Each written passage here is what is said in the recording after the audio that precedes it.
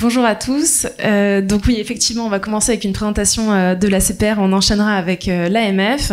Et donc, s'agissant de la présentation ACPR, on commencera par vous présenter le cadre DORA de la manière, on l'espère, la plus opérationnelle possible. Ensuite, on vous parlera des modalités de reporting, aussi bien des registres d'informations que des reportings d'incidents, s'agissant uniquement donc de l'ACPR. Et ensuite, mon collègue Eric vous fera un retour d'expérience en matière de contrôle sur le risque cyber. Et mes collègues de l'AMF enchaîneront sur un sujet similaire. Donc DORA, c'est un paquet réglementaire composé d'un règlement qui a été publié en décembre 2022, d'une directive qui vient mettre à jour des directives préexistantes telles que CRD, DSP2, Solvabilité 2, MIFID.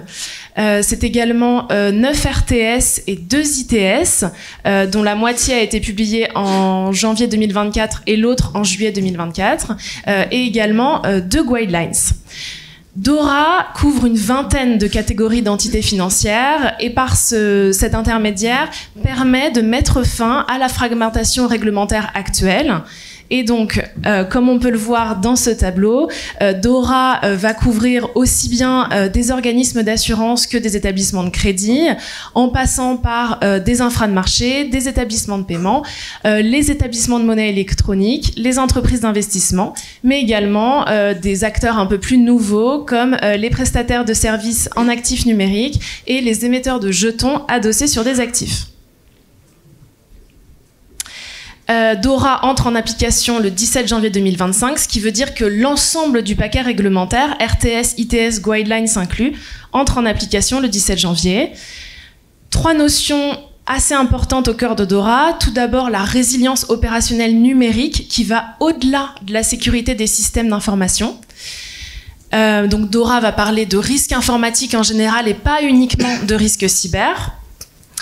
Deuxième notion, les fonctions critiques ou importantes. C'est vrai que dans DORA, il y a des exigences qui vont couvrir l'ensemble des fonctions des entités financières et des exigences qui vont entrer un peu plus dans le détail et cibler un peu plus ce qu'on appelle les fonctions critiques et importantes. Ces fonctions critiques et importantes, elles sont définies à l'article 3, alinéa 22 de DORA. Et donc les entités financières doivent déterminer à leur niveau quelles sont leurs fonctions critiques ou importantes. Il n'y a pas de critères généraux.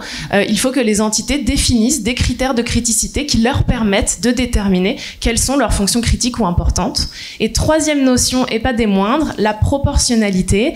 D'une part, DORA impose donc un cadre de gestion des risques liés aux TIC dont mon collègue Gauthier parlera mieux que moi juste après. Et il y a également un cadre de gestion des risques simplifié pour un petit nombre d'entités financières jugées trop peu critiques trop peu importantes pour subir un cadre de gestion des risques complet et lourd. Et également, il y a l'article 4 de DORA qui spécifie bien que l'ensemble des exigences de DORA sont à adapter au profil de risque de l'entité, à la criticité de ses actifs et à la criticité des services qu'elle fournit. Enfin, DORA est ce qu'on appelle l'ex-spécialiste de la directive NIS 2, c'est-à-dire qu'en tant que loi spéciale, elle régit des sujets spécifiques, ici le secteur financier, et en régissant uniquement des sujets spécifiques, elle prime sur ce qu'on appelle la lex generalis, la loi générale, qui dans ce cas-ci est la directive NIS et sa révision NIS 2. Donc, des entités financières qui seraient aussi bien dans le champ d'application de la directive NIS 2 que dans le champ d'application de DORA n'auront à appliquer à partir du 17 janvier 2025 que DORA. Le CERTFR, pour autant, donc l'ANSSI, demeure compétent sur le secteur financier, ce qui veut dire qu'en cas d'incident cyber majeur vous touchant, vous pouvez vous sentir libre de contacter l'ANSSI en cas de besoin d'assistance technique. DORA est composé de 4 piliers. Le premier pilier est le cadre de gestion des risques informatiques, duquel découle un RTS, le RTS sur le cadre de gestion des risques informatiques général et simplifié. Deuxième pilier, le reporting des incidents. Préalablement la gestion des incidents et ensuite le reporting des incidents majeurs. De ce pilier découlent 4 textes de second niveau. Le troisième pilier, les tests de résilience. Tout d'abord, un programme de tests de résilience plus général dont je vous parlerai plus tard, et des tests dits TLPT qui ne concerneront qu'un petit nombre d'entités. Et quatrième pilier, la gestion du risque de tiers, avec un premier sous-pilier qui impose bien aux entités financières de rester responsables de leur gestion, de la gestion de leur risque de tiers et de la gestion de leurs prestataires informatiques. Et un second sous-pilier dont je vais moins parler lors de cette présentation, et ce sera la même chose pour mes collègues parce qu'il concerne moins directement votre mise en conformité directe à DORA. Il s'agit du cadre de surveillance des prestataires informatiques critiques, les CTPPs, qui est une innovation introduite par DORA. Et donc, il s'agira pour les autorités européennes de surveillance, avec le concours des autorités de supervision nationale, de surveiller des grands prestataires informatiques qui seront désignés par les autorités européennes de surveillance. Et donc, ça vous concerne moins directement, même si les effets de ce cadre de surveillance seront bénéfiques pour vous. Je passe maintenant la parole à mon collègue Gauthier. Alors, je vais commencer par parler du premier pilier, donc une partie essentielle du règlement DORA, c'est le cadre de gestion des risques liés aux TIC. Donc, juste quelques propos liminaires avant de passer directement sur ce dispositif de gestion des risques. Une petite introduction sur la gouvernance. Donc, DORA prévoit des dispositions relatives à la gouvernance. Donc, c'est quelque chose d'assez classique, rien de bien nouveau. Donc, la gestion des risques doit commencer au plus haut niveau de l'organisation, donc au niveau de l'organe de direction, qui va assumer une responsabilité entière et ultime en ce qui concerne la gestion de risques liés aux TIC. Donc, qu'est-ce que ça signifie? Ça veut dire qu'il va définir et approuver le cadre de gestion des risques liés aux TIC, par exemple la stratégie de résilience opérationnelle numérique, ou encore le niveau approprié de niveau de tolérance au risque. Il va également assumer un rôle actif et un engagement continu, donc il va devoir être informé des principaux éléments du dispositif de gestion des risques, et l'organe de direction doit aussi disposer de connaissances et de compétences suffisantes. Donc, responsabilité de l'organe de direction, mais également allocation claire des rôles et responsabilités. Donc, il n'y a pas d'organisation type prévue par DORA. En revanche, il y a une exigence qui s'applique aux entités financières qui ne seraient pas des micro-entreprises. C'est l'exigence d'avoir une fonction de contrôle indépendante pour la gestion des risques liés aux TIC. Donc, qu'est-ce qu'on entend par fonction de contrôle indépendante? C'est une fonction de contrôle qui va être organisée, positionnée, de manière à éviter les conflits d'intérêts. DORA mentionne un modèle qui est bien connu, le modèle des 3 lignes de défense. Et donc, je pense que c'est un modèle qui peut être repris pour l'organisation, pour le positionnement de votre fonction de gestion des risques liés aux TIC. Donc à présent, je vais passer sur le cadre plus détaillé du dispositif de gestion des risques. Donc il y a un cadre général qui s'applique à toutes les entités, et un cadre dit simplifié qui va être applicable à un nombre limité d'entités considérées comme plus petites, donc les entreprises d'investissement de classe 3, qu'on appelle SNCI, certains établissements de paiement, certains établissements de monnaie électronique qui sont exemptés, et d'autres petits organismes de retraite professionnelle supplémentaires. Donc, au sein de ce cadre de gestion des risques, il y a plusieurs composantes, plusieurs objectifs. Le premier est d'identifier toutes les fonctions métiers et leurs actifs informatiques sous-jacents, les dépendances, les prestations de tiers et les risques associés. Donc ça, c'est l'identification. Ensuite, ce cadre de gestion des risques va avoir pour fonction de protéger et anticiper. Là, on parle de tous les dispositifs, donc les politiques, les règles, les outils, qui vont viser à protéger donc la confidentialité, l'intégrité, l'authenticité, la disponibilité des données et également la résilience des systèmes informatiques. La détection, donc là on parle de la surveillance des incidents, des comportements anormaux, et donc une surveillance à laquelle on va devoir allouer des moyens suffisants. La réponse, donc là on parle de gestion de la continuité, donc c'est la continuité d'activité, la communication de crise. La remédiation, donc là c'est tout ce qu'on parle, voilà, les sites secondaires, les politiques de sauvegarde, et puis ensuite il y a l'apprentissage, l'évolution à la communication, donc là c'est plus évident, mais bon, par exemple apprendre, on peut penser par exemple au post-mortem des incidents. Donc tous ces éléments, vous allez les trouver à la fois dans le texte de niveau 1 DORA, mais également dans le RTS, Risk Management Framework. Et à cet égard, je vous invite à lire vraiment les deux documents en parallèle, parce qu'en fait, il n'y en a pas un, donc le règlement de niveau 1 qui est moins précis ou moins granulaire que le RTS. En fait, il faut vraiment lire les deux documents en conjonction. On peut trouver des éléments très granulaires dans le règlement et des éléments moins granulaires dans le RTS. Donc, pour avoir une vision vraiment globale, holistique des exigences en matière de gestion des risques, il faut lire vraiment ces deux documents. J'insiste sur l'importance de la phase d'identification, donc que j'évoquais plus tôt. Cette phase devrait vous permettre d'établir une cartographie complète de vos services critiques et importants. Et vraiment, c'est la base de votre dispositif de gestion des risques. Enfin, ce cadre de gestion des risques, on lui applique une certaine proportionnalité. Donc, certes, les exigences sont élevées, mais elles devront être adaptées à chaque entité. Bien sûr, ce dispositif de gestion des risques, il doit être documenté et formalisé. Donc, c'est un cadre très classique. On exige d'avoir des documents, des politiques écrites, des outils, des méthodes qui vont être déclinés au sein des établissements. Donc, ça couvre un certain nombre de domaines, la sécurité logique, la sécurité physique, la gestion du changement, le chiffrement, la continuité d'activité. Et ça embarque aussi la gestion des incidents. Et pas seulement le reporting aux autorités. En amont, il y a également la détection et la gestion des incidents, la remontée de l'information au sein de votre organisation. Donc cette partie politique écrite, elle est particulièrement importante, mais elle sera particulièrement importante à condition d'être déclinée et suivie opérationnellement au sein des organisations. Au sein de ce cadre de gestion des risques liés au TIC que vient de présenter Gauthier, il y a une partie dédiée au programme de test de résilience opérationnelle numérique.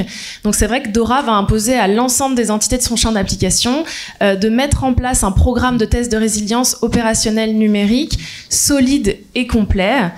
Et ce programme, il va viser à s'assurer que l'ensemble des systèmes et applications TIC d'une entité financière fonctionnent comme ils devraient fonctionner et que les données qu'ils contiennent sont protégées.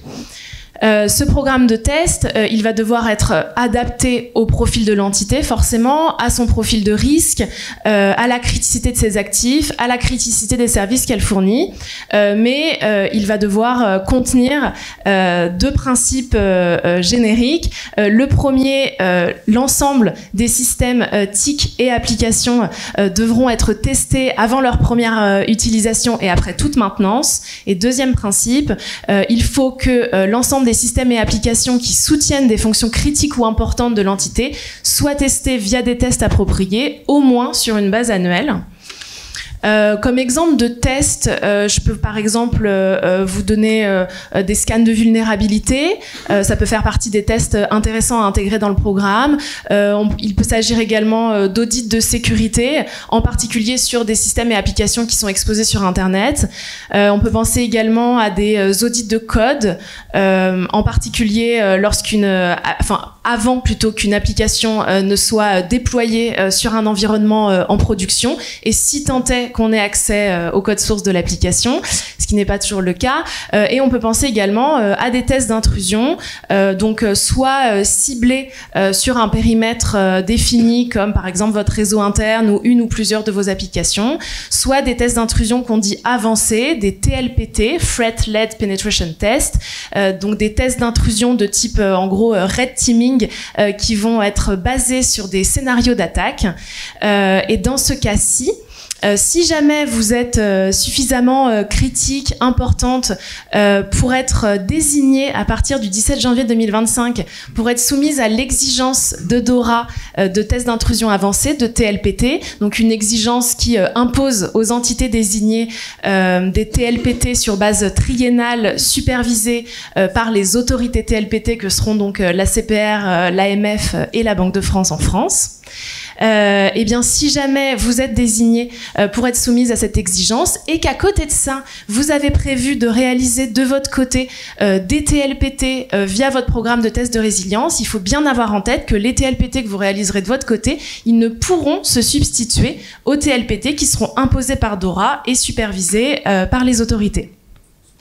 Si jamais vous identifiez que vous pourriez, à l'aune des critères qui sont spécifiés dans le RTS sur les TLPT, des critères quantitatifs et qualitatifs, si jamais vous estimez que vous seriez à même d'être désigné à partir du 17 janvier 2025, eh bien, nous organisons avec la Banque de France, l'AMF et l'ANSSI un webinaire qui aura lieu demain et qui sera dédié purement à la mise en application des TLPT en France. Donc, je ne vais pas m'attarder sur ce point. Je repasse la parole à Gauthier.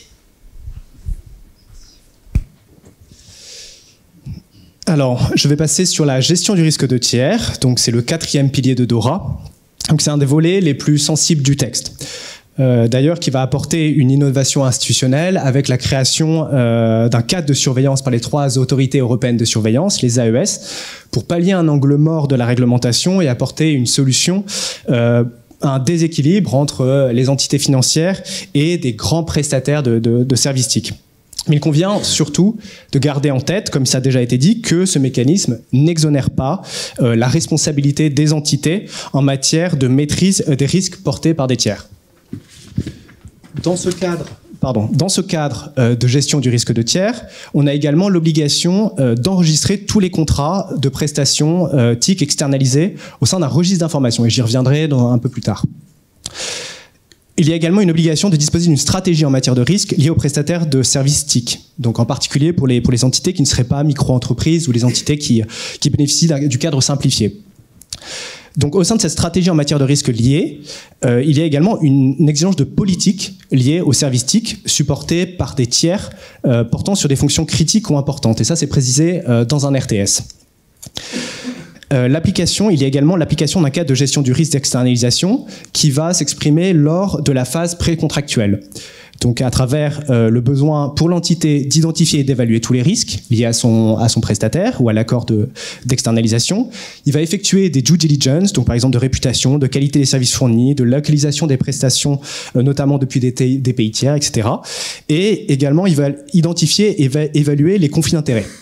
Enfin, l'entité devra, lors de cette phase, veiller à sa capacité à résilier les contrats dans certaines circonstances. Ces exigences sont encore plus renforcées quand il s'agit de fonctions critiques ou importantes, donc avec la mise en place de stratégies de sortie des contrats, analyse du risque de concentration pour analyser si l'entité est particulièrement dépendante d'un ou de quelques prestataires TIC.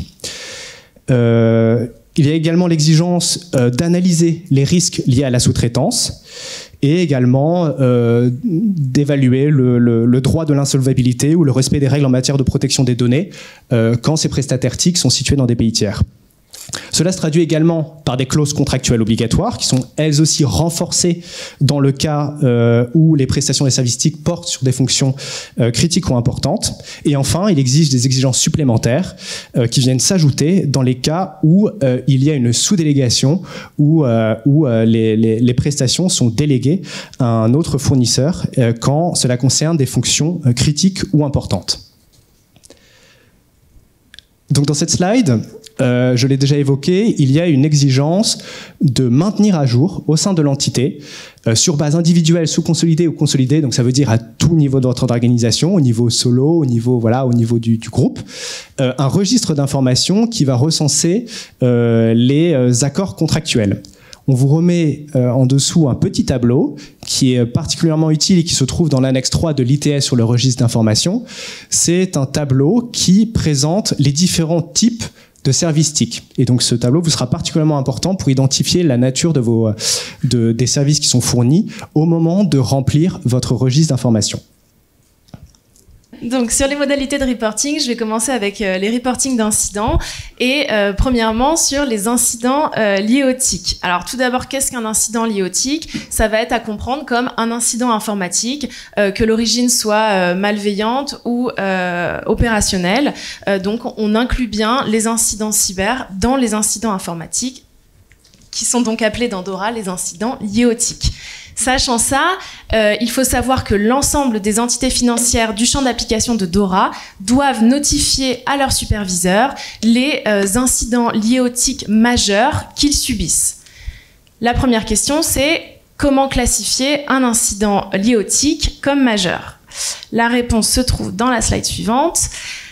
Un incident lié au TIC va être à considérer par l'entité financière comme majeur, soit si elle est accompagnée d'une intrusion malveillante dans votre système d'information et que cette intrusion malveillante met en péril vos données. Par mise en péril de vos données, on entend également mise en péril de la confidentialité de vos données, c'est-à-dire tout simplement si un tiers malveillant pénètre dans votre système d'information et a accès à des données, l'incident lié au TIC est à considérer comme majeur et il doit être notifié à votre superviseur.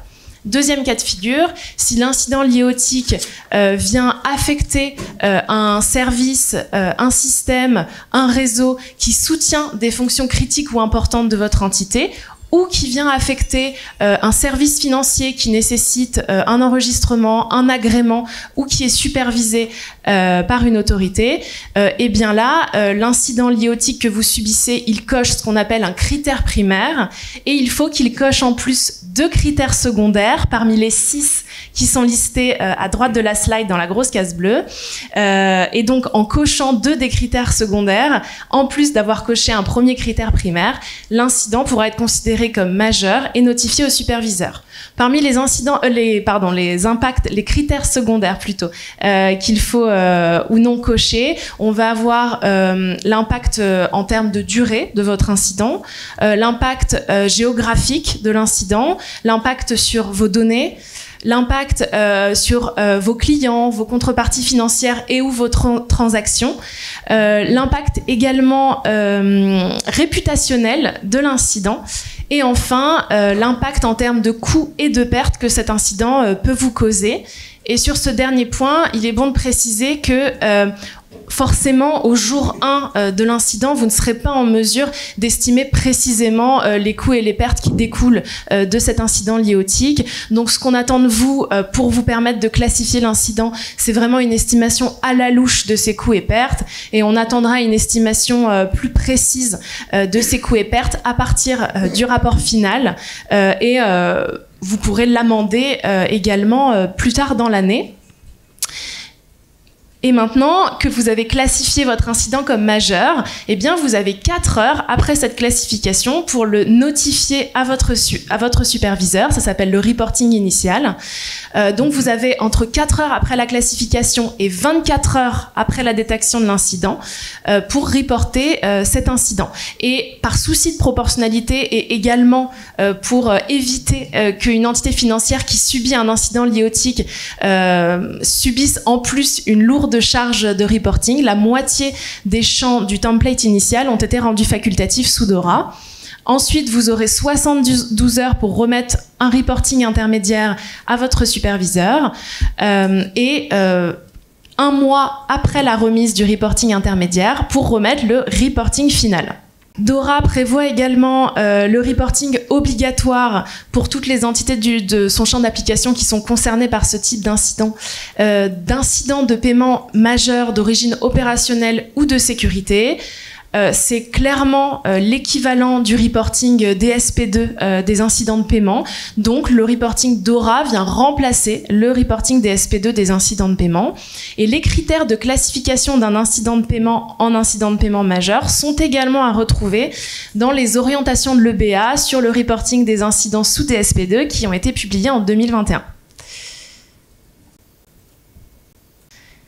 DORA prévoit également, mais cette fois-ci sur base volontaire, pas obligatoire, à la différence des 2 autres reportings que je viens d'évoquer, le reporting de vos cybermenaces importantes. Le reporting, il se fait sur base volontaire, donc nous, on ne pourra pas vous l'imposer. Tout ce qu'on peut faire, c'est de vous inciter à reporter vos cybermenaces. Pourquoi ? D'une part parce que ce reporting nous permettra en tant que superviseur d'avoir une vision plus fine des menaces qui peuvent toucher le secteur financier français et ou européen. D'autre part parce que en nous reportant vos cybermenaces importantes, on sera à même de faire des recoupements avec des reportings qu'on aura reçus d'autres entités, que ce soit des reportings d'incidents majeurs ou des reportings de cybermenaces. Et par ces recoupements, éventuellement, vous partagez des informations dont vous n'auriez pas forcément connaissance. Et également, via ces recoupements, si on venait par exemple à identifier que le secteur financier français était confronté à une campagne d'attaque, ciblé par une campagne d'attaque, eh bien, grâce à votre signalement, on pourrait alerter les membres du groupe de place robustesse et les membres du protocole de gestion de crise ACPR afin que ce qui est resté au stade de menace à votre niveau ne se matérialise en incident, voire en incident majeur chez l'un de vos concurrents, si je puis dire, de la place financière. Et donc, ça, grâce à votre signalement, on pourra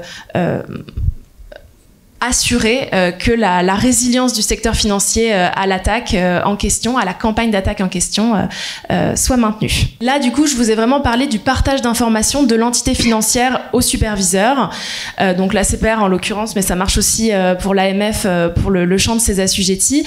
Mais il y a également dans DORA un article qui prévoit que les entités financières, là aussi sur base volontaire, mais encore une fois, on vous incite à le faire, de partager des informations sur la menace et les vulnérabilités au sein de ce qu'on appelle des communautés de confiance. Et donc, c'est là aussi un vecteur très important de renforcement de la résilience du secteur financier aux cyberattaques. Donc, on vous incite vraiment à adhérer à de telles communautés de confiance, voire à en créer. Et la seule exigence qui pèsera sur vos épaules sera de signaler votre adhésion à ces communautés à votre superviseur. Et pour terminer sur le reporting des incidents et sur le reporting des cybermenaces, les modalités de transmission. Donc pour le reporting des incidents, que ce soit des incidents majeurs liés au TIC ou des incidents majeurs liés au paiement, il va falloir remplir le même template, un template qui se trouve en annexe de l'ITS sur le reporting des incidents qui a été publié en juillet 2024. Et pour le reporting des cybermenaces sur base volontaire, il y a également un template, mais un template qui est différent, qui est également présent en annexe de ce même ITS. Il faudra donc soumettre ces templates sous format JSON a priori, mais on vous le reconfirmera, via le portail OneGate de l'ACPR, s'agissant uniquement, je le répète, du périmètre des établissements de l'ACPR. Là, je ne parle qu'au nom de l'ACPR, je ne parle pas évidemment au nom de l'AMF. Si vous êtes une entité assujettie à l'AMF, vous ne remettez pas votre reporting d'incident à l'ACPR, on s'en doute. Donc pour toutes les entités du champ d'application de l'ACPR, vous remettez via le portail OneGate que l'ACPR mettra à disposition vos templates de reporting d'incidents, a priori ou de cybermenaces, a priori au format JSON, et cela à partir du 17 janvier 2025.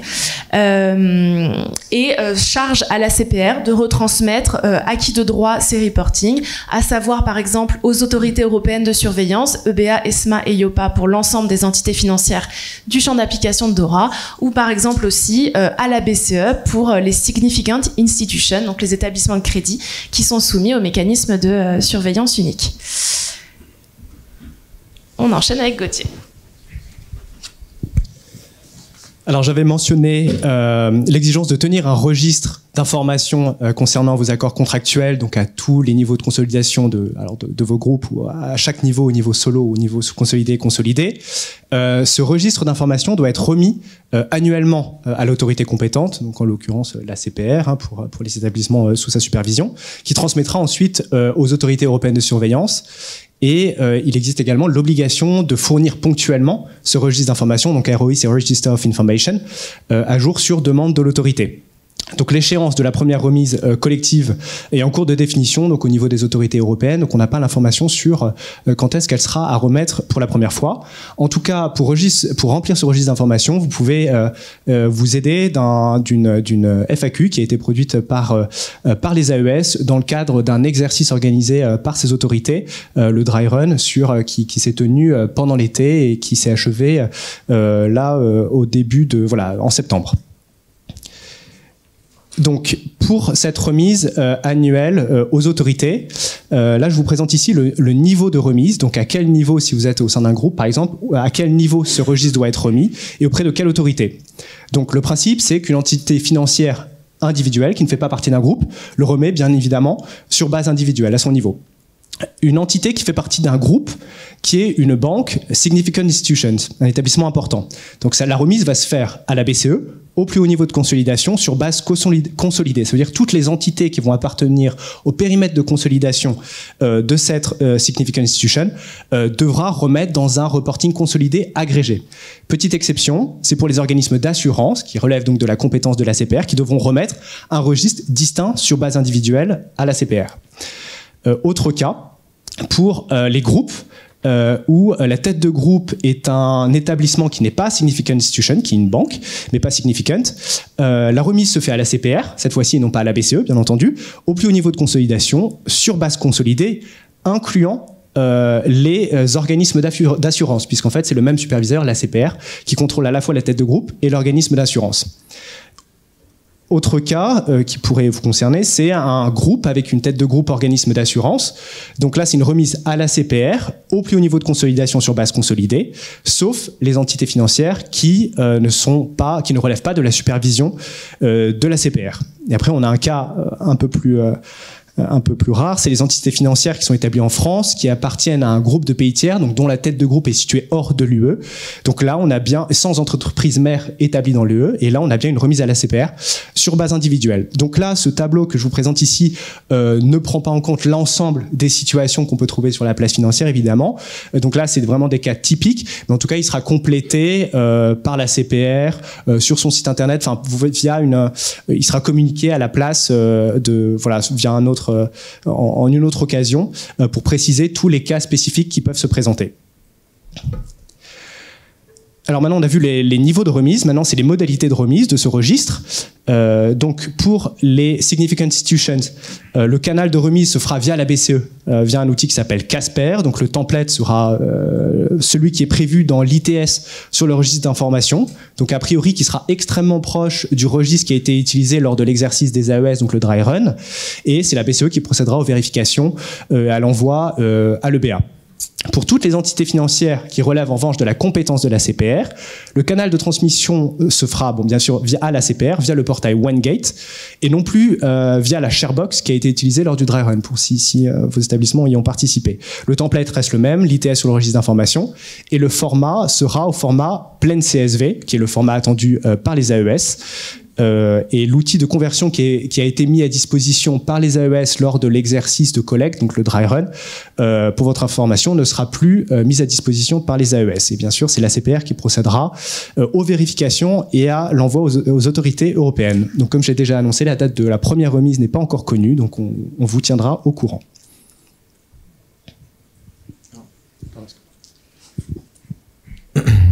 Merci. Alors, voilà, mes collègues ont présenté le cadre réglementaire DORA. Moi, je vais essayer de montrer dans quelle mesure cette réglementation DORA est au final bénéfique pour les fintechs. Et parce que plus une fintech se met en conformité par rapport à DORA, plus elle verra sa maturité par rapport à la résilience opérationnelle accroître. Du coup, dans le cadre de cette intervention, je me suis demandé quel cas je pouvais vous présenter. J'en ai retenu deux. La première, c'est par rapport à tout ce qui est protection de la donnée, et la deuxième, sur tout ce qui est gestion des tiers. Mais on me fait signe que l'heure tourne, de coup, je vais peut-être m'arrêter juste au premier cas, par rapport à tout ce qui est protection de la donnée. Voilà.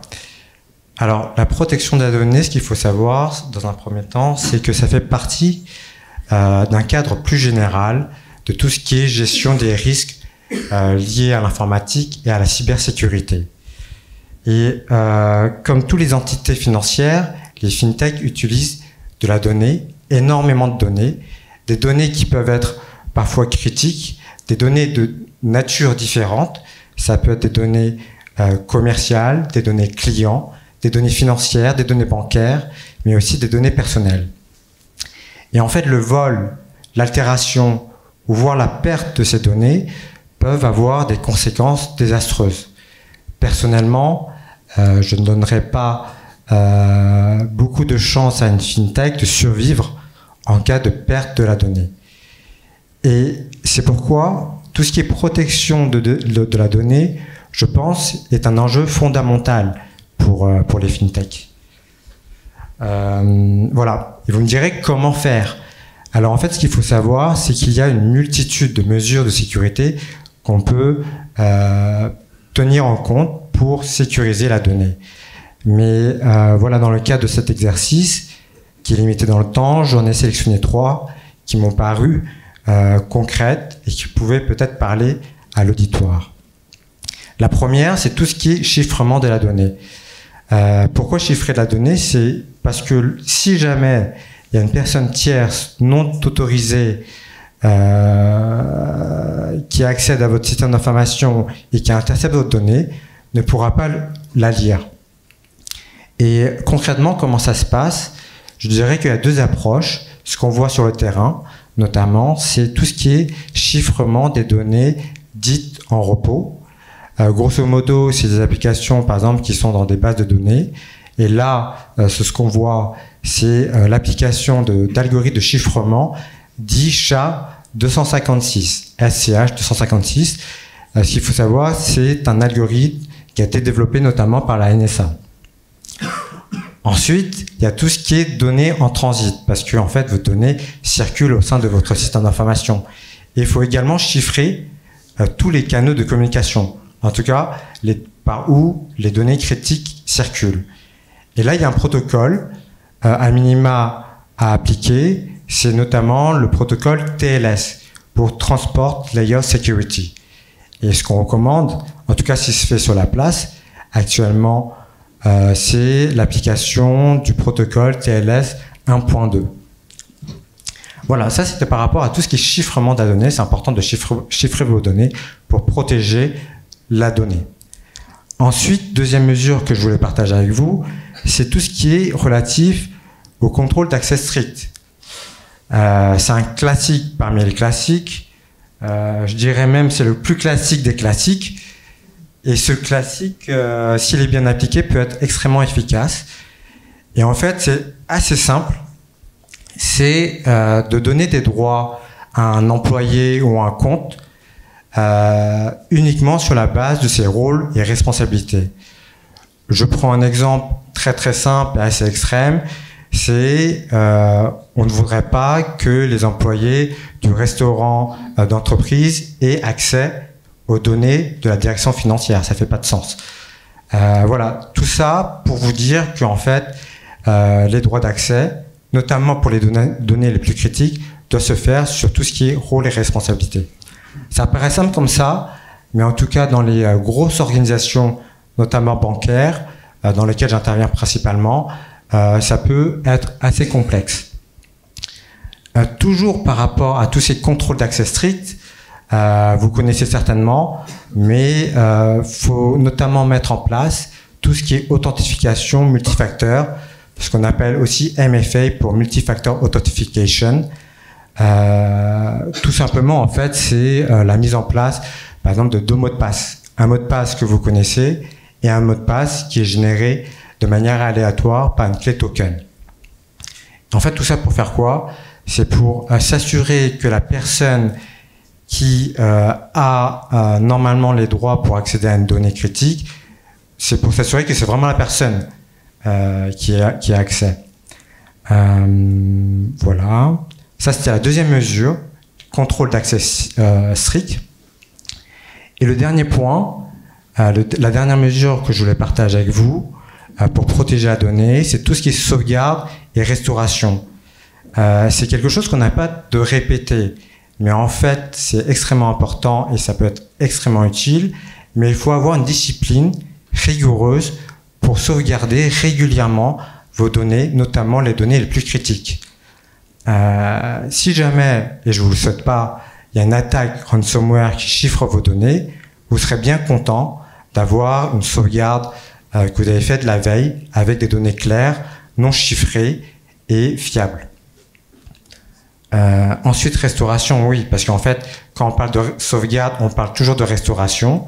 Et même principe, il faut faire des tests de restauration régulière. Ça paraît bête comme ça, mais en fait, le jour où vous en avez besoin, vous serez bien content aussi de savoir que vos données, elle est fiable. Parce que c'est pas parce qu'on sauvegarde que les données, en fait, qui sont dans les bases de données, dans les backups, par exemple, que la donnée soit bien sauvegardée. Par exemple, parfois, il peut arriver que les données soient illisibles. C'est pourquoi il est important de faire des tests de restauration régulière pour s'assurer que la donnée est bien lisible et claire et utilisable, notamment par les métiers. Voilà, c'est 3 mesures. Alors, comme je disais tout à l'heure, il y a plus de mesures. Il y a un ensemble de mesures qui existent. Et vous retrouverez notamment l'ensemble de ces mesures qu'exige notamment la réglementation DORA, notamment les mesures de sécurité pour protéger les données dans le texte de niveau 1, mais aussi, comme mentionné par mon collègue Gauthier, le texte de niveau 2, je dirais, RTS, on ICT Risk Management. Voilà, il faut lire les deux combinés pour avoir la big picture, comme on dit. Et voilà, en conclusion, si j'avais un message à faire passer, c'est que certes, la réglementation DORA, faut être conforme par rapport à ça, c'est important, mais il faut peut-être aussi voir cette réglementation DORA comme une opportunité pour les fintechs de se mettre en fait à niveau par rapport à tout ce qui est résilience opérationnelle. Voilà. Ensuite, gestion des tiers, comme promis, je vais pas la développer, mais je pense qu'on aura les slides sur le site de la CPR si vous voulez en savoir plus. Merci. Bonjour à tous, merci Eric. Donc la journée se termine, donc on va essayer avec Thomas de terminer sur une note enjouée en vous offrant quelques exemples qui ont pour objectif de venir compléter ce que nos collègues ont présenté de manière pratique, c'est-à-dire lié à des événements que nous avons constatés dans le cadre des contrôles menés par l'AMF en collaboration avec Thomas, puisque la spécificité de notre approche au sein de l'AMF, c'est que les services spécialisés dans la cybersécurité, auxquels appartient Thomas, et les services de contrôle ont collaboré de manière à pouvoir construire les méthodes de travail sur ces sujets de cybersécurité et également challenger les prestataires externes qui viennent nous aider à effectuer des tests d'intrusion, notamment sur les acteurs contrôlés. Alors, on va vous proposer donc un retour d'expérience sur les contrôles cyber. Quelques mots sur l'approche. Ces éléments, ils sont issus principalement de deux types de contrôles qu'on pratique à l'AMF. Il y a un premier type de contrôle qui est le contrôle classique, c'est-à-dire qu'on va contrôler une société sur plusieurs thèmes. Parmi ces thèmes peut se trouver la cybersécurité. Donc ça concerne depuis 2019 une dizaine de contrôles sur différents acteurs dont vous avez la liste ici. L'avantage, c'est qu'il y a des très gros acteurs, des très petits, ce qui nous a permis d'affiner finalement notre approche en fonction des moyens de chacun. La deuxième catégorie de contrôle, c'est une catégorie qui va concerner les contrôles dits SPOT. SPOT, ça veut dire supervision des pratiques opérationnelles et thématiques. Donc pardon si j'enfonce une porte ouverte, mais je me doute que plusieurs d'entre vous sont familiers avec cette terminologie. L'idée est la suivante, c'est un contrôle thématique. Ça veut dire qu'au lieu de faire plusieurs thèmes sur une société, on fait un seul thème sur plusieurs sociétés. En général, on en fait 5. On prend des sociétés qui sont plutôt considérées comme vertueuses sur la thématique en question, de manière à avoir des retours qui soient constructifs.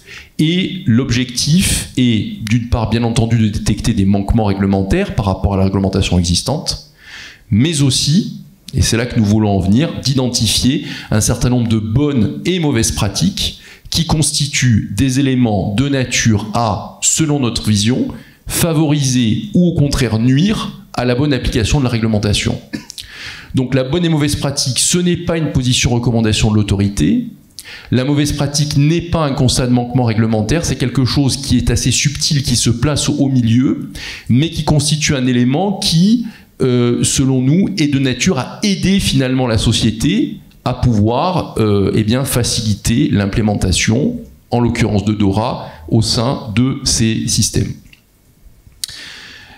Alors, avant de commencer, quelques principes, là, donc 2 colonnes. La première colonne, c'est les thèmes usuels qui ont été revus dans le cadre des contrôles. La deuxième colonne, c'est la réglementation existante, sur laquelle nous nous sommes basés. Donc, quelques éléments pour planter le décor. Premièrement, nous avons pu mener des contrôles sur la cybersécurité sans attendre DORA. DORA est un élément qui va structurer, compléter, enrichir l'approche réglementaire, mais il ne constitue pas un élément nouveau.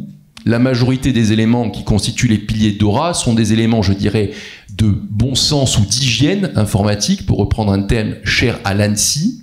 L'avantage cependant, c'est que il pose un certain nombre de piliers, il permet de structurer une approche, notamment pour de nouveaux acteurs. Le deuxième point, en termes de cybersécurité, on a parlé de système de protection d'incidents. Qu'est-ce qu'il faut se dire? Il faut se dire que c'est une guerre. C'est-à-dire qu'en face de vous, vous avez des personnes, quelle que soit la taille de la société, que vous soyez la société visée ou que vous soyez un prestataire de cette société, il y a des personnes en face qui vont vouloir vous nuire. Elles peuvent vous nuire de quelle manière? Premièrement, en souhaitant voler l'identifiant des authentifiants de personnes qui travaillent dans la société. Deuxièmement, en voulant voler des données de la société. Ça peut être des données personnelles, ça peut être un business model, ça peut être des éléments relatifs à une société que vous avez en portefeuille. Troisièmement, ça peut être tout bêtement, si j'ose dire, pour vous voler de l'argent.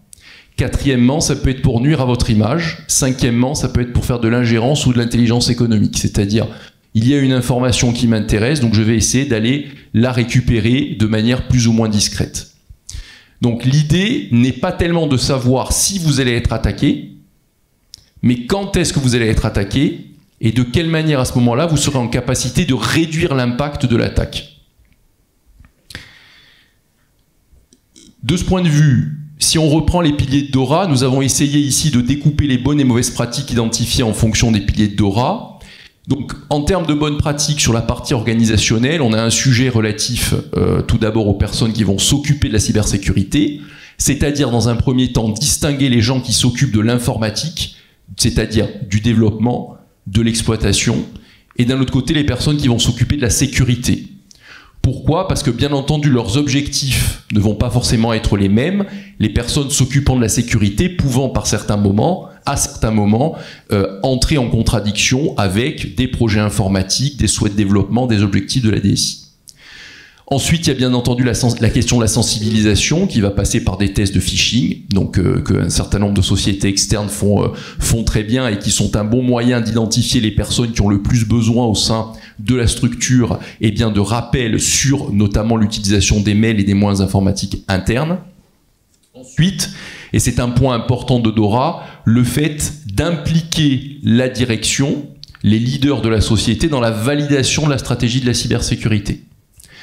Je crois que c'est Clémenceau qui disait la guerre est une question trop importante pour être confiée aux militaires, la cybersécurité de la même manière est une question trop sérieuse pour être confiée aux seuls informaticiens. Je dis seuls pour ne pas m'aliéner trop de monde. L'idée est la suivante derrière la boutade, c'est de dire que déterminer quelles sont les zones du SI les plus sensibles au sein d'une société, le dirigeant est en capacité de le faire.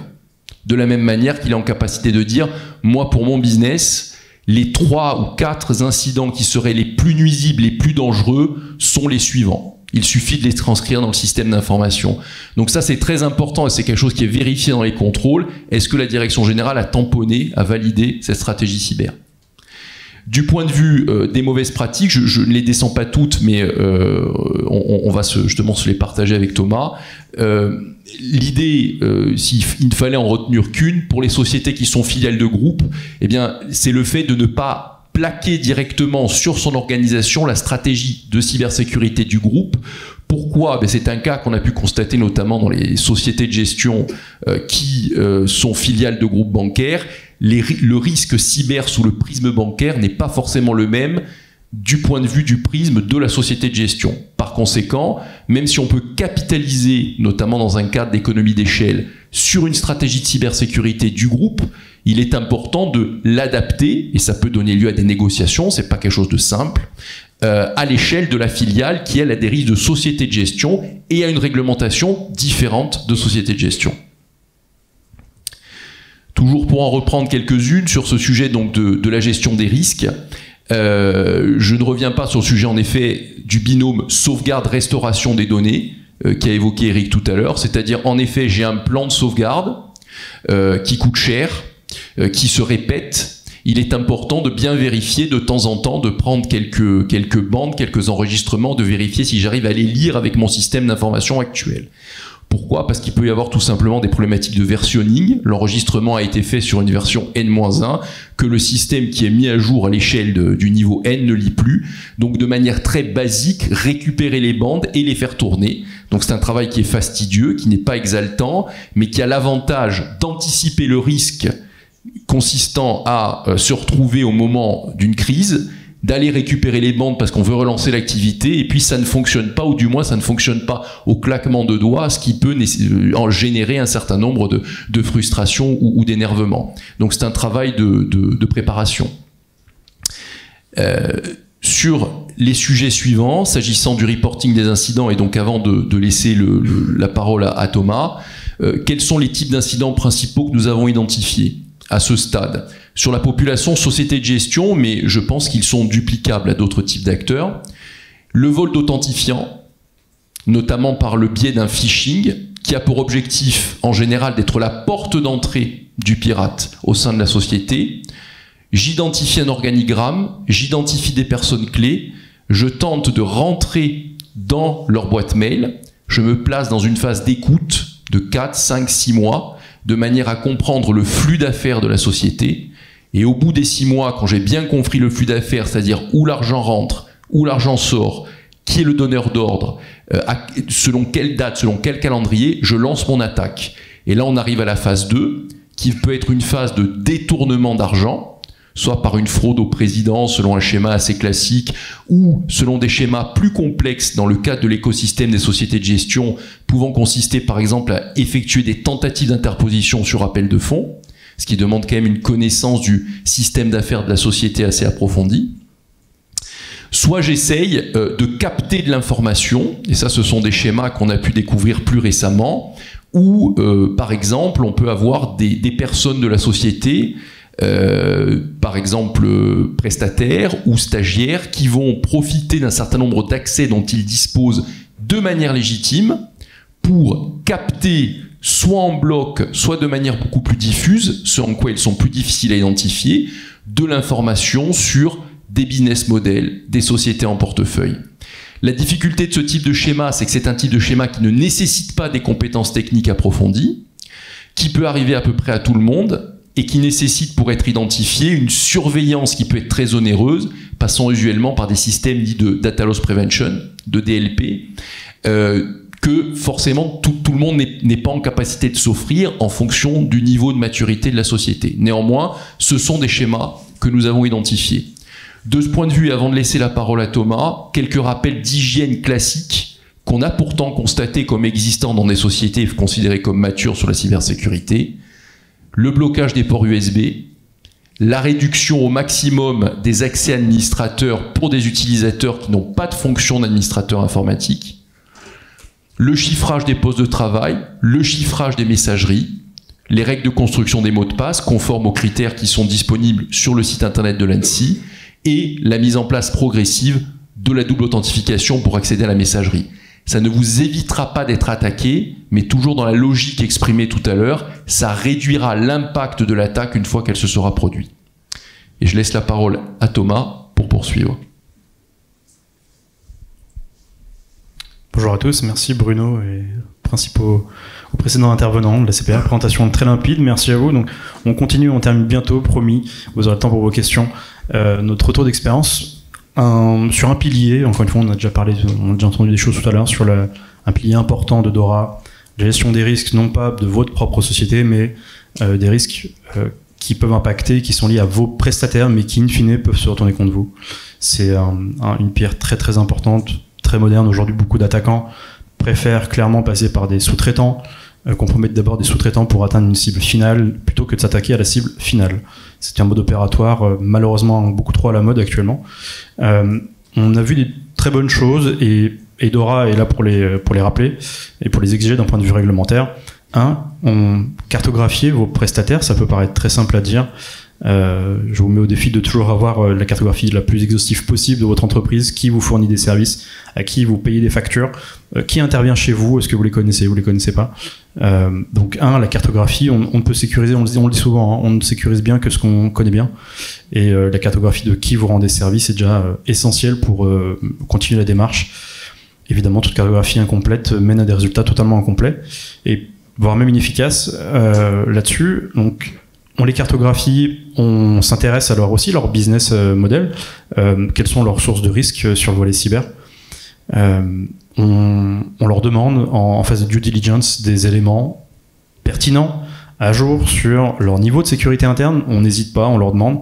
Dora est là encore pour vous donner, vous, en tant qu'entité financière, des droits de demander des éléments pour effectuer cette due diligence d'un point de vue cybersécurité. Sur les bonnes pratiques, on a beaucoup parlé de Dora. Je peux vous citer un autre texte qui commence un peu à dater, mais qui n'a pas pris une ride. Le texte de l'ANSSI, le guide les bonnes pratiques de l'ANSSI 2010, maîtriser l'externalisation sécurisée de son SI. Si vous lisez ça, il y a 50 pages de mémoire, elles n'ont pas pris une ride, hein, donc si vous les appliquez, c'est très bien. Vous êtes plutôt en bonne voie pour du Dora, sur pilier gestion des risques de tiers. Si vous le connaissez pas, je vous incite quand même à le lire en complément de Dora, ce texte de 2010 de l'ANSSI. Dans les mauvaises pratiques qu'on a pu voir, s'intéresser, encore une fois, ne pas s'intéresser plutôt au niveau de risque du système d'information de votre fournisseur, qui permet, si vous rendez service informatique, souvent d'accéder à votre environnement. Donc à lui aussi, on lui demande comment il administre son système d'information, comment il sécurise ses accès à privilèges dont les administrateurs bénéficient, comment il se connecte à distance. Le but étant évidemment que votre fournisseur ait un niveau au moins équivalent au vôtre. Sinon, évidemment, les attaquants, si vous ne le savez pas, et si les attaquants le découvrent, évidemment, ils passeront par vos fournisseurs pour vous attaquer.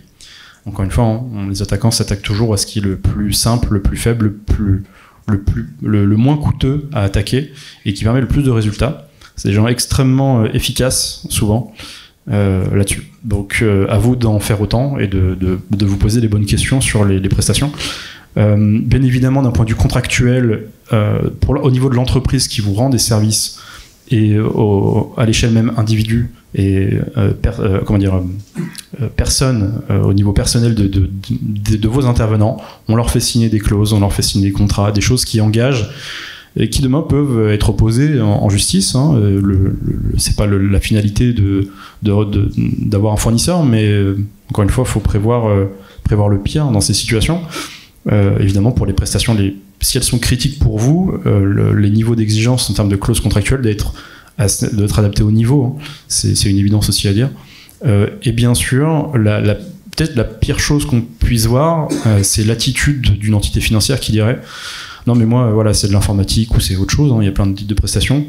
Ils me rendent service, je ne suis pas expert, je ne connais pas leur métier, du coup je ne leur demande rien, je ne les pilote pas. » Encore une fois, toute prestation, cyber, IT, ce que vous voulez, ça se pilote finalement toujours à peu près de la même façon. Il y a déjà un service à rendre, un mandat qu'on confie à une société pour nous rendre des services. On l'objectif sur des indicateurs. Et du coup, le but, c'est d'avoir des indicateurs de sécurité. Les questions sont toujours les mêmes. Les indicateurs sont souvent les mêmes depuis très longtemps, bien avant Dora, bien avant qu'on en parle au niveau d'un point de vue réglementaire. Mais vraiment le pire, c'est de ne pas piloter, de considérer qu'ils peuvent vivre leur vie tout seuls, vos fournisseurs. Non, c'est le meilleur moyen pour vous demain découvrir une mauvaise nouvelle sur votre système d'information à vous, sur vos données à vous. Des clauses standards qui doivent être présentes, et encore une fois, me remercie Dora là-dessus, qui niveau 1 et 2, qui enfonce 2 fois le clou sur ce que les contrats doivent contenir. Donc encore une fois, Dora, ce n'est pas que des contraintes, des exigences à appliquer, c'est aussi des droits qui vous sont conférés en tant qu'entité financière. Le droit d'audit, le droit de demander les localisations géographiques, le droit de demander qui est le fournisseur de votre fournisseur. C'est un point très très essentiel de Dora sur la chaîne de sous-traitants. Bien connaître le premier, celui qui vous rend service, ou en tout cas celui à qui vous payez les factures, c'est une chose, mais de s'intéresser aussi à comment votre fournisseur fonctionne, qui sont ses propres fournisseurs. Les plans de restauration, encore une fois, on enfonce le clou une troisième fois durant cette intervention. Parler de plan de sauvegarde, c'est bien. Parler de plan de restauration, c'est mieux. Le but, c'est pas de faire des sauvegardes, c'est de faire des restaurations quand il y a un problème. Donc, on s'assure aussi, on demande à son fournisseur comment lui gère son propre plan de restauration, comment il peut être associé ou en quoi il est important ou pas dans votre plan de restauration à vous. Pour lister d'abord la première chose pour établir un plan de PCA, PRA, continuité d'activité et de reprise d'activité, c'est de lister les dépendances, sur quoi et sur qui on s'appuie pour remettre en marche ce qu'on veut remettre en marche, en cas de pépin, encore une fois. Et évidemment, d'autres clauses standards, la gestion des accès, que ce soit physique et logique, à vos bureaux, à vos systèmes d'information, tout ça est la même chose, parce que ces 2 points mènent à la même chose, vos données, votre système d'information, votre entreprise. Et évidemment, un point important, c'est essentiel dans Dora aussi, la stratégie de sortie. Le but, encore une fois, on n'est pas des oiseaux de mauvais augure, mais si vous contractualisez une fois avec une entreprise, on veut que cela fonctionne plutôt bien, mais on vous incite quand même à réfléchir sur quelle est votre porte de sortie le jour où ça va mal, le jour où même d'un point de vue même tarification, ça vous convient plus. Est-ce que vous êtes prisonnier de votre fournisseur ?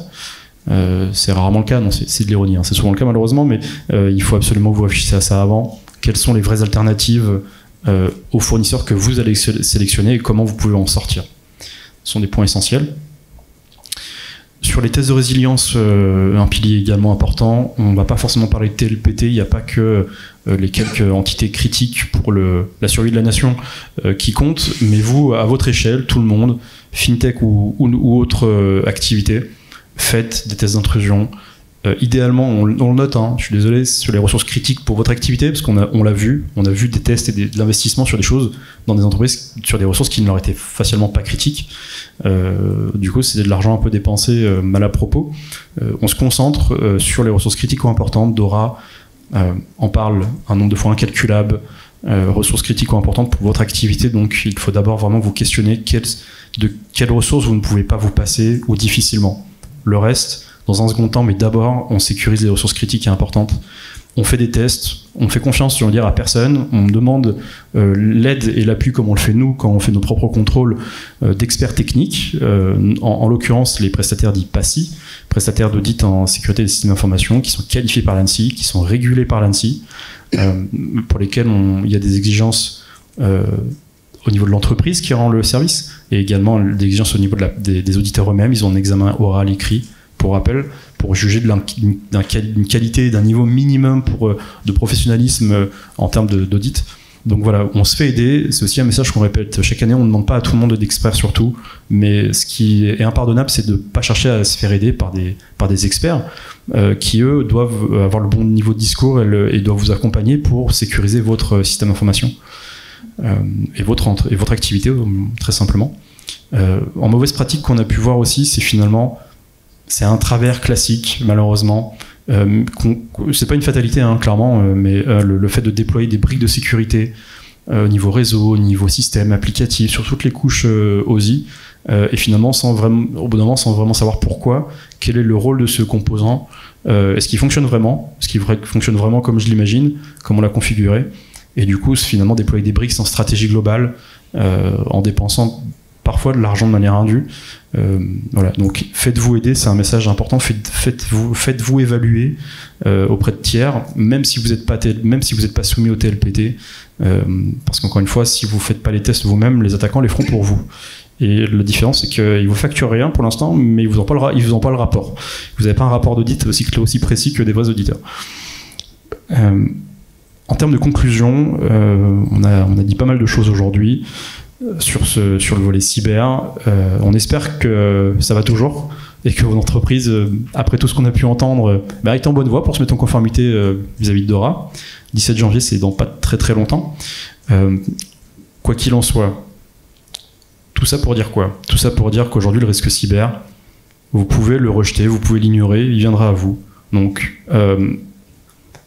prenez-le en compte au plus haut niveau. Dora est là pour vous aider à trouver les bons arguments, parce que c'est un règlement européen, parce que c'est un texte du coup très juridique, parce qu'il peut être amené à sanction, on va en parler à la fin, mais encore une fois, ce texte doit être pris comme un accélérateur et non pas comme un recueil de contraintes.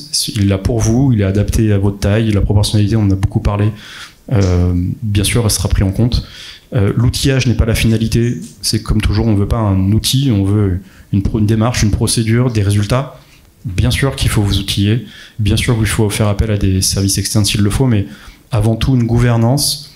J'aime à rappeler que dans Dora, après, dans le texte, dans la structure du texte de niveau 1, après les définitions et les grands principes, on a un des premiers articles de fond, et dans ce premier article de fond, une des premières exigences, c'est d'avoir une gouvernance cybersécurité claire et validée au plus haut niveau, officiellement et formellement, pas juste pour le dire, mais d'établir une gouvernance et des rôles très clairs. On a parlé de risque de conflit d'intérêts entre des rôles sécurité, informatique ou autres, ou de contrôle interne. Il faut que tout ça soit très très clair et ça commence par une gouvernance. Le reste vient ensuite, mais d'abord une gouvernance très claire, en limitant le plus possible les conflits d'intérêts. Donc voilà, mais bien sûr que l'outillage doit rentrer en jeu, mais c'est pas une finalité. Au-delà de la déclaration obligatoire des incidents, on vous incite, même si dans le texte, encore une fois, il y a 2 niveaux, Déborah l'a expliqué, il y a des incidents obligatoires à nous rapporter, des incidents dits majeurs. Vous avez vu tout à l'heure une liste des critères qui définissent est-ce que cet incident est majeur pour vous ou non. Et puis il y a tous les autres incidents, ceux qui ne rentrent pas techniquement dans les cases, dans les critères qu'on a pu évoquer, mais qui sont quand même un peu surprenants, dans le mode opératoire, dans la façon de faire, depuis l'origine géographique peut-être, Et tout ça, il faut nous le remonter sur base volontaire et pour les éléments les plus significatifs. Pourquoi ? 1, parce que ce qui a pu échouer chez vous peut réussir ailleurs. Et 2, le R de Dora, c'est résilience. Je suis désolé d'invoquer ce mode un peu plus bisounours, mais c'est en réalité un peu de solidarité dans ce monde rempli d'attaques cyber. Ça fait du bien à tout le monde d'avoir un coup de main et d'avoir des informations sur des véritables menaces qui pèsent sur vous ou vos concurrents, qui peuvent aboutir chez vous. Transmettez-nous ce que vous voudriez recevoir comme niveau d'information. Et on peut aussi que vous inciter à vous inscrire, à entreprendre des démarches pour vous inscrire dans des communautés de confiance, comme disait Déborah. Typiquement, je peux donner un parallèle. Je sais que dans beaucoup d'établissements bancaires, il y a des groupes de réponse à incidents, des CERT, des CISERT, qui sont équipés de plateformes pour partager des informations, des indicateurs de compromission avec d'autres entités similaires. On voit rarement ça aujourd'hui dans le cas des fintech. On est aujourd'hui au forum fintech et MFSCPR. Du coup, on incite les fintech. C'est pas parce que vous êtes peut-être plus petite que les établissements bancaires auxquels vous pensez comme moi ici, mais ça coûte du temps, en effet, un peu, mais vous pouvez gagner gros en termes d'incidents à éviter. Donc on vous incite, quelle que soit votre taille, à faire partie de ces communautés d'intérêt, d'avoir son instance MISP notamment, c'est pour partager des incidents, des indicateurs de compromission. C'est simple à mettre en place et c'est très vertueux. On ne peut que vous inciter. Encore une fois, remontez-nous les informations et les incidents qui vous semblent un peu étonnants, même s'ils ne sont pas majeurs. Bien sûr, on les utilisera avec parcimonie, on les fera parvenir à ceux qui ont besoin d'en avoir, et ils seront anonymisés, bien sûr, sauf si vous le souhaitez pas, sauf si vous souhaitez être nommé. Bref, en conclusion de tout ça, Bruno l'a dit, on a commencé cette démarche il y a déjà un petit moment, 2019. On voit l'évolution. Entre-temps, Dora arrive. Et dans le cadre de l'application de ce règlement, qui est important pour le secteur financier, clairement, on veut que ce risque soit traité au plus haut niveau. Et après une période, du coup, depuis 2019, très pédagogique dans l'observation, trois synthèses spot de contrôle spot cyber publiées, plein de choses sur lesquelles s'appuyer, nos présentations chaque année au forum FinTech et MFACPR. La phase de pédagogie est un peu terminée. On arrête ça, et bien évidemment, on peut quand même vous prodiguer des conseils, mais il n'est pas impossible qu'on passe dans une phase un peu plus répressive désormais. Merci à tous.